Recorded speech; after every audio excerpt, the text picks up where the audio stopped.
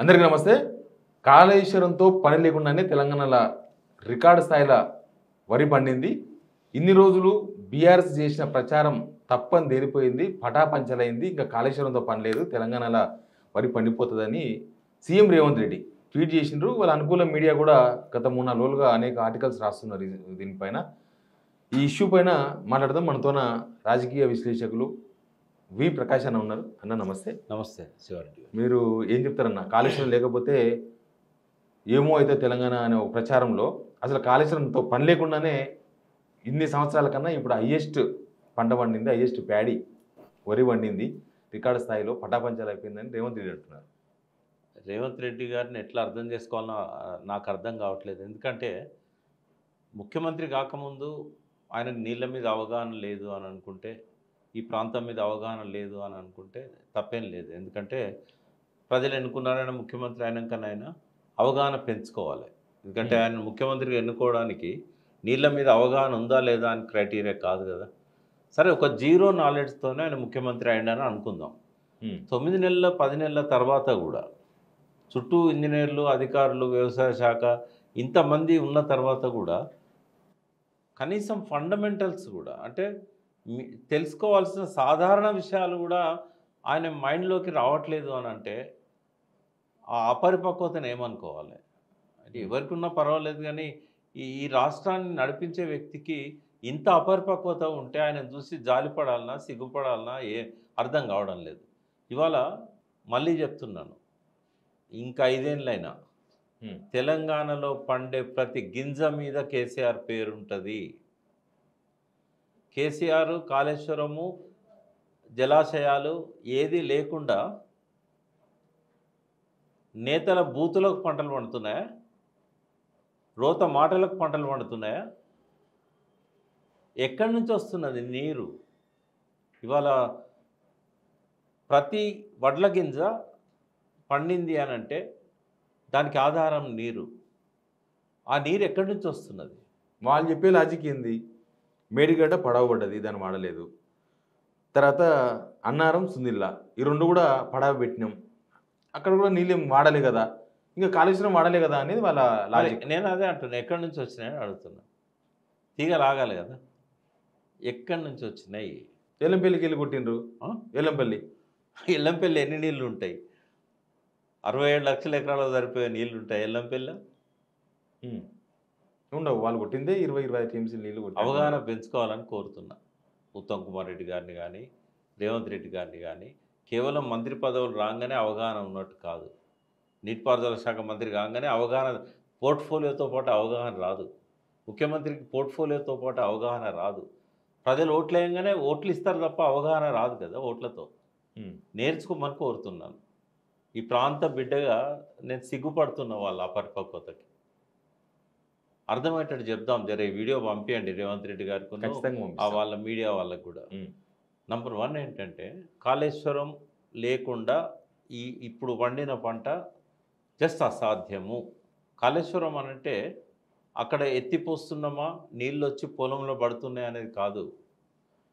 కాళేశ్వరము సృష్టించిన జల సంపద ఇంకా 3 ఏళ్ల దాకా వర్షాలు పడకపోయినా, ఇంకా 3 ఏళ్ల దాకా మేడిగడ్డ నుంచి ఎత్తి పొయ్యకపోయినా ప్రతి వడ్ల గింజ పండుతున్నది అంటే అది కాళేశ్వరం ఎఫెక్టే అని నేను చెప్పదలుచుకున్నా.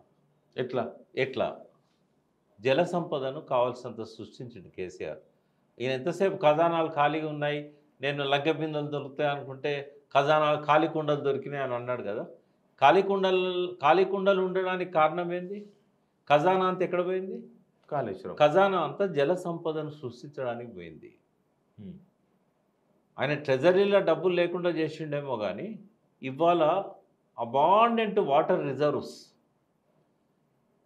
జల సంపదతోని తెలంగాణ జలకళతోని కలగల్లాడే విధంగా అన్ని జలాశయాలలో కూడా ఎన్నోసార్లు నీళ్ళు నింపాడు. అసలు కాళేశ్వరం అనేది జస్ట్ ఒక మేడిగడ్డ కాదు కదా. కాళేశ్వరంలో 141 టీఎంసీల స్టోరేజ్ రిజర్వాయర్స్ ఉన్నాయి కదా. కొండపోచమ్మ, మల్లన్న సాగర్, గోదావరిని నిండుకుండలా మార్చిండు కదా కేసీఆర్. సెక్రటేరియట్లో ఖాళీ కుండలు దొరకడానికి కారణం ఏంటంటే లంక బిందెలన్నీ కాళేశ్వరంలో నిర్మించిన నిర్మాణాలకు పోయినాయి కదా. అవేమి వాళ్ళు అన్నట్టు రాహుల్ గాంధీ అన్నట్టు 1,00,000 కోట్లు దోసుకున్నాడు అని చెప్పి జనం నమ్మినట్టయితే మరి జల సంపద ఎక్కడి నుంచి వచ్చింది అని జనాన్ని అడుగుతున్నాను నేను. ఉమ్. రాహుల్ గాంధీ చెప్పాలి, రేవంత్ రెడ్డి చెప్పాలి. ఆ జల సంపదే కదా ఇవాళ ఈ పంటల సృష్టికి కారణం. మళ్ళీ చెప్తున్నాను, ఇంకా 3 ఏళ్ళు వర్షాలు పడకపోయినా, ఇంకా 3 ఏళ్ళు వీళ్ళు రిజర్వాయర్ నింపకపోయినా, ఇంకా 3 ఏళ్ళు కన్నెపల్లి దగ్గర పంపులను నడిపించకపోయినా ఇదే ఉత్పత్తి వస్తుంది. ఎక్కడి నుంచి వస్తుంది? జల సంపద ఎక్కడున్నది? ఉమ్. జల సంపద భూగర్భంలో ఉన్నది. భూగర్భంలో అదివరకు ఏమున్నది? 2014లో భూగర్భంలో ఏమున్నది అంటే 1500 ఫీట్లు పోయినా కూడా ఒక్క చుక్క నీరు లేదు. మొత్తం ఖజానా అంతా ఖాళీ అయిపోయింది. ఎవరి పాలనలో అయింది? కాంగ్రెస్ పాలనలో అయింది. కేసీఆర్ ఇచ్చింది ఏంది? భూగర్భ జలాలు వాడమని చెప్పలే కేసీఆర్. ప్రతి పొలానికి నేను కృష్ణా గోదావరి జలాలను ఇస్తా అన్నాడు, ఇచ్చి చూపెట్టిండు. రేవంత్ రెడ్డి ఏం చేస్తున్నాడు? ఈ నింపుడు అక్కర్లేదు, తెచ్చుడు అక్కర్లేదు, ఉన్న ఖజానా ఖాళీ చేద్దాం, భూగర్భ జలాలన్నీ తీద్దాం బయటికి అని చెప్తున్నాడు. ఇవాళ సంకల్ గుద్దుకున్నది భూగర్భ జలాలు వాడి పంటలు పండినందుక.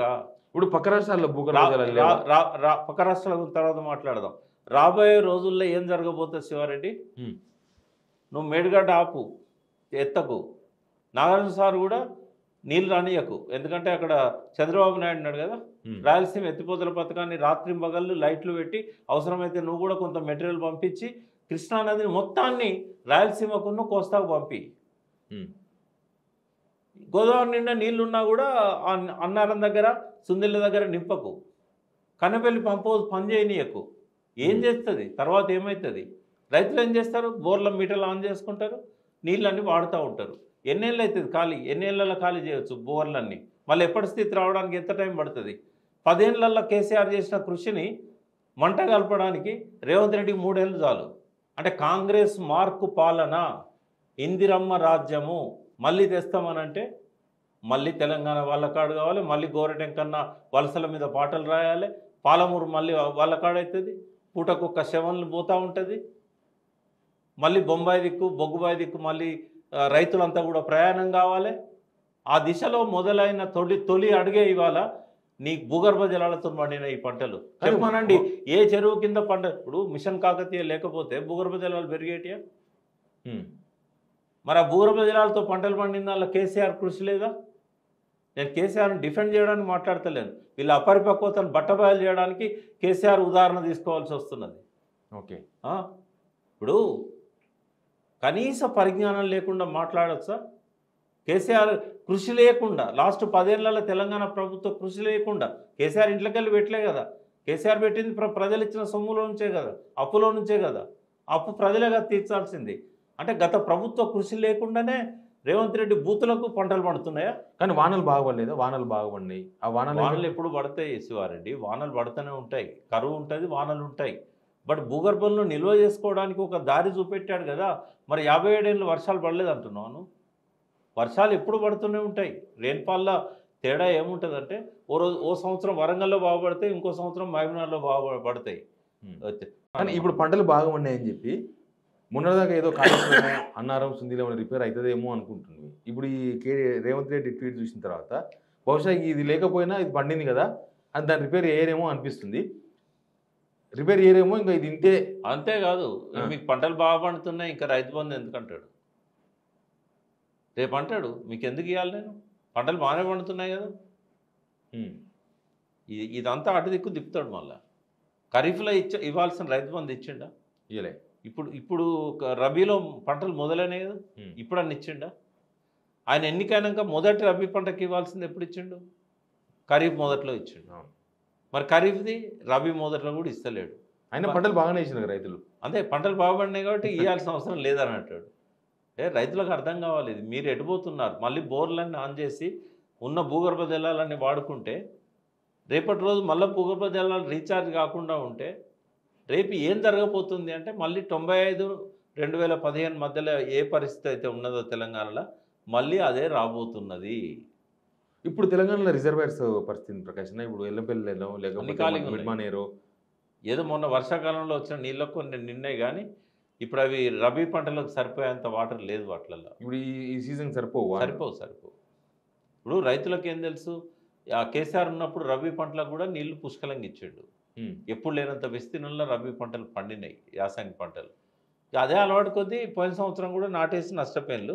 ఇప్పుడు కూడా గట్లే నాటేస్తారు నీళ్ళు ఉన్నాయి కదా అని. వాళ్ళకేం తెలుస్తుంది ఎన్ని నీళ్ళు ఉన్నాయి, ఎన్ని నీళ్ళు ఇస్తారు, ఎన్ని నీళ్ళు మనకు సరిపోతాయి. ఏ ఊరోనికి ఆ ఊర్లో పండే పంటల గురించి తెలుసు తప్ప ఆ మొత్తం ప్రాజెక్ట్ కింద ఎన్ని దిక్కుల నాట్లేసిళ్ళు ఎంత ఉన్నది, ఓ పాలసీ లేదు, అగ్రికల్చర్ విధానం లేదు. 11 నెలలు అయింది. ఇప్పుడు రేవంత్ రెడ్డి కంటే అవగాహన ఉండకపోవచ్చు. మీరు అన్నట్టుగానే ఆయన ఫస్ట్ టైం ముఖ్యమంత్రి అయిన మంత్రి కూడా కాకుండా కాబట్టి ఆయన కొంత అవగాహన తక్కువ ఉండొచ్చు. ఆ విషయాలు చెప్పినా ఆయన స్వీకరించే పరిస్థితులు ఉండకపోవచ్చు. కానీ కాంగ్రెస్ ప్రభుత్వంలో చాలామంది సీనియర్ మంత్రులు ఉన్నారు. వాళ్ళకు తెలంగాణ రాకముందు ఏంది పరిస్థితి, వాళ్ళ మంత్రులు అప్పుడు ఉన్నారు, వాళ్ళకి తెలుసు సిచ్యువేషన్. ఎందుకు ఇంకా ఈ కాళేశ్వరంతో పని లేదని చెప్పే ప్రయత్నం చేస్తున్నారు వీళ్ళు? అంటే ఎవరు మాట్లాడినా అది వాళ్ళ కాంగ్రెస్ వాళ్ళకి తెలిసింది ఏంటి అంటే ఉన్నాయి వనరులను ఉపయోగించుకోవడమే తెలుసు, కొత్తగా క్రియేట్ చేయడం అనేది వాళ్ళకి తెలియదు.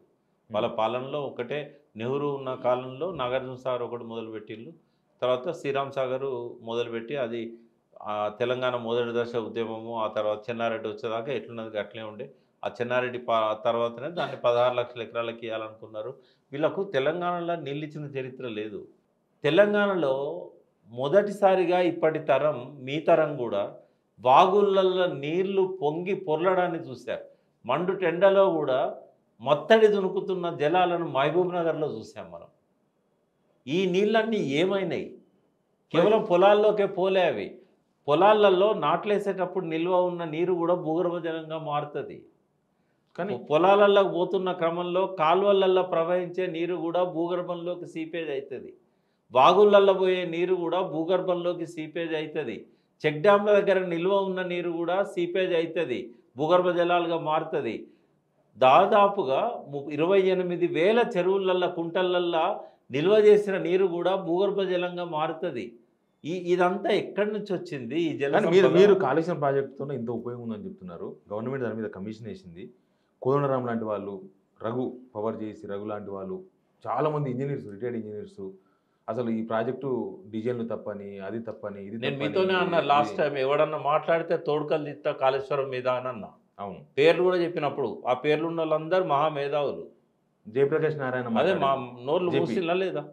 మీతో నేను ఈ మాట అన్న తర్వాత ఎవడన్నా మెడ మీద తలకాయ ఉన్నోడు కాళేశ్వరాన్ని తప్పు పట్టిండా? కోదండరాం సార్ కోదండరాం సార్ మాట్లాడే కోణం వేరు. కోదండరాం సారు ఉపయోగం లేదని చెప్పలే. కోదండరాం సారు ఆయన ఒక ఛానల్కి ఇచ్చిన ఇంటర్వ్యూలో మేము అనుకున్న దానికంటే కేసీఆర్ బాగానే డెవలప్ చేసిండు కానీ అని అన్నాడు. తీయండి అది ఆ వీడియో క్లిప్. మేము నేను చెప్పింది కూడా నిన్న మొన్న ఎమ్మెల్సీ అయినాకనే. నేను చెప్పింది కూడా ఆయన ఎమ్మెల్సీ అయినాకనే ఏమన్నాడంటే కేసీఆర్ మేము అనుకున్న దానికంటే తెలంగాణను బాగానే డెవలప్ చేసిండు కానీ అని అన్నాడు. న్యూస్ లైన్ ఏదో ఛానల్లో.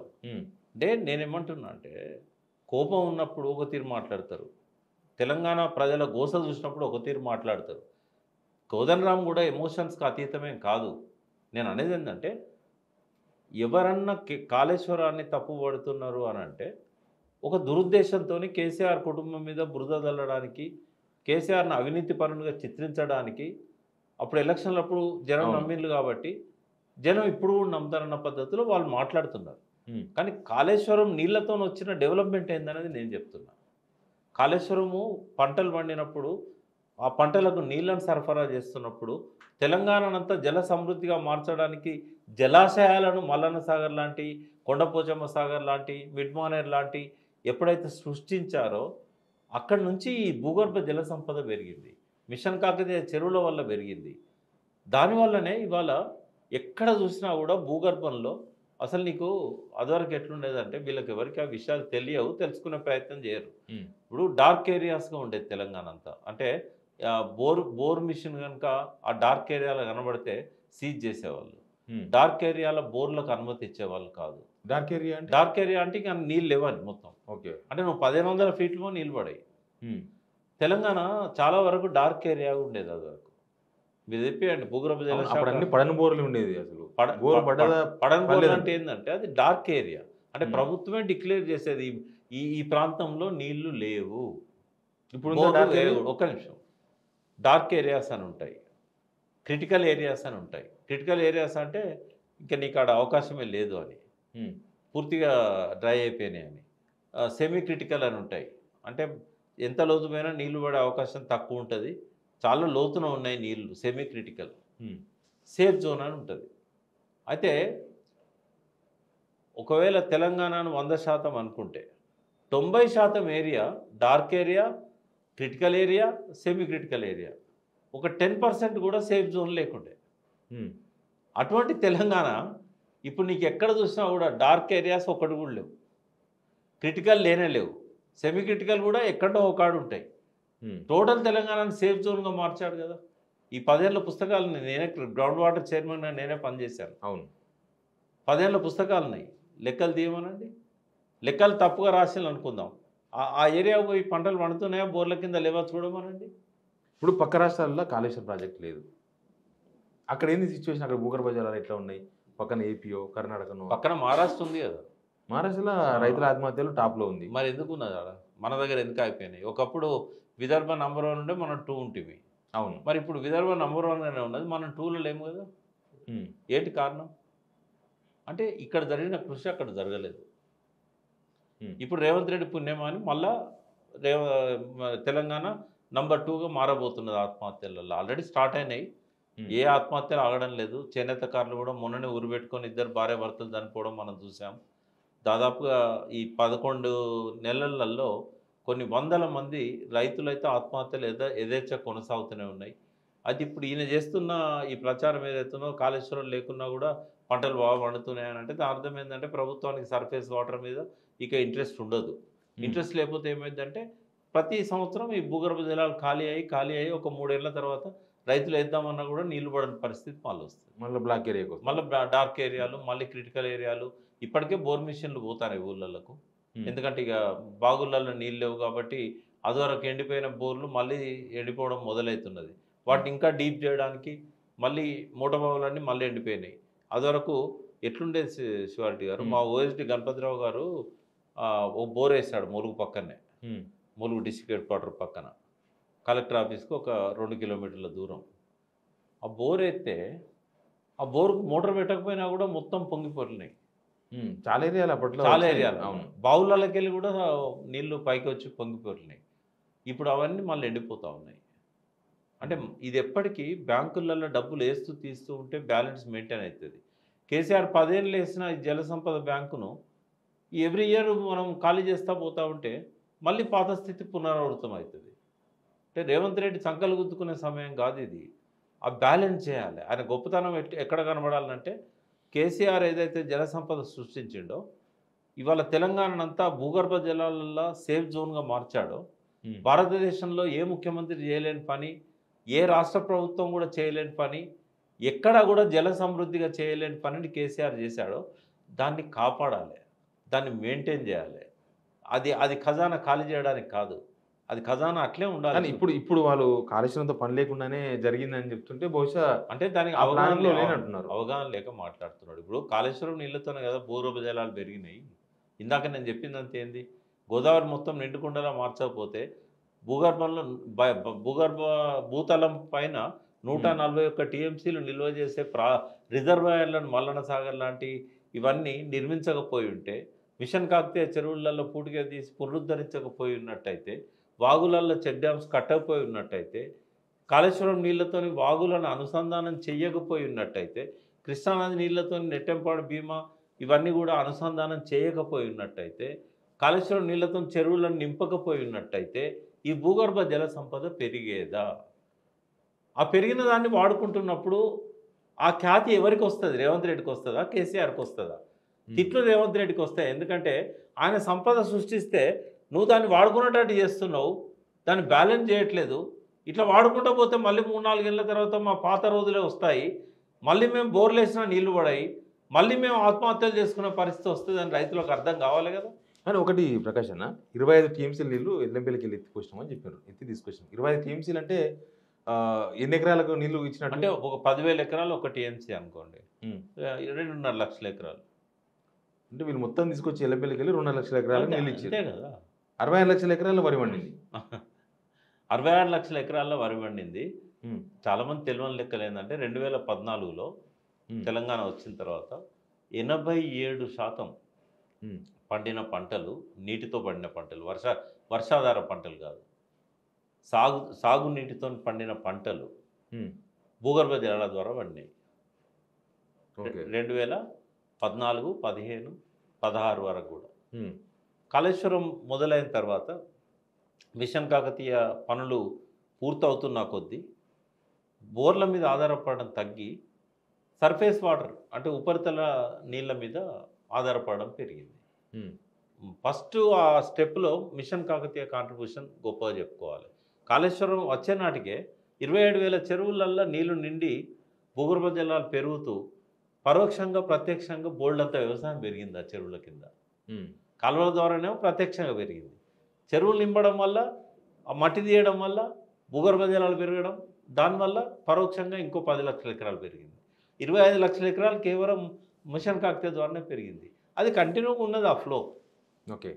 ఇవాళ కూడా వర్షాలు బాగా పడుతున్నాయి, చెరువులు మళ్ళీ నిండుతున్నాయి. ఆ నిండిన నీళ్లు భూగర్భంలో పోతున్నాయి, మళ్ళీ బావులలో బోర్లలోకి వస్తున్నాయి. అది కేసీఆర్ కృషి కాకపోతే రేవంత్ రెడ్డి కృషి. యా, మీ వీడియోని అయితే మీరు అన్నారు కదా రేవంత్ రెడ్డి పంపించమని. పంపించండి, ఖచ్చితంగా అర్థం పంపిస్తా. చేసుకోవాలి. నాకు ఆయన మీద కోపం లేదు. నీ అపరిపక్వత ఎంతకాలం రేవంత్ అన్నా అని అడుగుతున్నా నేను. తొలగించుకోవాలి కదా, ముఖ్యమంత్రివి కదా నువ్వు. ఉమ్, ఎవరైనా మాలాంటి వాళ్ళతోనైనా కనీసం మాట్లాడితే మేము చెప్తాం కదా. ఇది ఎందుకు కేసీఆర్ను టార్గెట్ చేసి కాళేశ్వరం చేసి మాట్లాడాలి? సంతోషపడు, కాకపోతే నీ లోపాన్ని కూడా తెలుసుకో అంటున్నా నేను. పంటలు పండినందుకు సంకలు గుద్దుకో, కానీ ఖాళీ ఖజానా అవుతున్నది కదా, ఆ విషయం గ్రహించాలి. గ్రహించాలి. నేను బ్యాలెన్స్ చేయాలి. సర్ఫేస్ వాటర్ చాలా అవసరము. మళ్ళీ వాగులలో నీళ్లు పొంగి పొర్లాలి. నీ కొడంగల్కు భీమా నీళ్ళు రావాలనుకుంటే, కృష్ణా నీళ్ళు రావాలనుకుంటే ఉన్నాయి వాడుకుంటే ఎట్లా? కొత్తవి తీసుకురావాలి కదా. అవును. ఎంతవరకు వచ్చింది నీ ప్రాజెక్ట్ అని అడుగుతున్నాను నేను. మార్చిండు కదా, అలైన్మెంట్ మార్చి దానికి మళ్ళీ భూమి పూజ చేసి అవును. ఏవా నీళ్లు మరి ఎనడతాయి కొడంగల్కు?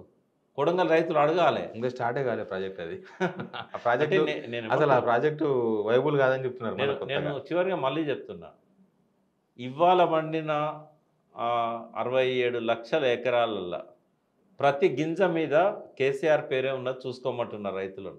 ఆ నీళ్ళన్నీ కూడా భూగర్భ జలాలు పెరగడం వల్ల అవి వ్యవసాయం జరిగింది. ఇన్ని 155 లక్షల టన్నుల ధాన్యం వచ్చింది అంటే భూగర్భ జలాల మీద వచ్చింది. అది వరకు కాంగ్రెస్ పాలనలో భూగర్భ జలాలు లేవు. ఆ 10 ఏళ్ళ టీఆర్ఎస్ పాలనలోనే ఆ భూగర్భ జలాలు పెరిగినాయి. దానికి కారణం ఇందాక నేను చెప్పినవన్నీ. కాబట్టి ఇప్పుడు పండిన ప్రతి పంట కూడా అది కేసీఆర్ ఖాతాలో వేయాల్సింది తప్ప రేవంత్ రెడ్డి ఖాతాలో కాదు. రేవంత్ రెడ్డి మళ్ళీ వెనక్కి నడిపిస్తున్నాడు. నువ్వు కనుక ఆ చెరువులను నింపకపోతే, వాగులను నింపకపోతే, భూగర్భ జలాలను ఖాళీ చేసినట్టయితే మళ్ళీ గతంలోకి వెళ్ళిపోతాం మనము. అంటే 10 ఏళ్ళు కష్టపడి క్రియేట్ చేసిన ఈ సంపదను 3 ఏళ్లలో ఖాళీ చేయబోతున్నాడు. 3 ఏళ్ల తర్వాత మళ్ళీ మనకు అధోగతే, మళ్ళీ ఆత్మహత్యలే, మళ్ళీ వలస బాటలే, మళ్ళీ బొంబాయి, బొగ్గుబాయి, దుబాయ్ బాటలే మనకు. కాబట్టి రైతులు అలర్ట్ కావాలని చెప్తున్నాను. ఉన్నది కదా అని చెప్పి ఇష్టం వచ్చినట్టుగా భూగర్భ జలాలు వాడుకోవద్దని చెప్తున్నాను. థ్యాంక్ యూ ప్రకాష్ అన్న. ఎనీవే, కాళేశ్వరం వల్ల ఏంటి ఉపయోగం అనేది ఇది. కానీ కాళేశ్వరం లేకపోయినా కట్టినామంటే ఒక 3 ఏళ్ల తర్వాత మళ్ళీ 2014 కన్నా ముందు పరిస్థితికి వస్తామని ప్రకాష్ అన్న చెప్తున్నారు. Please subscribe signal TV.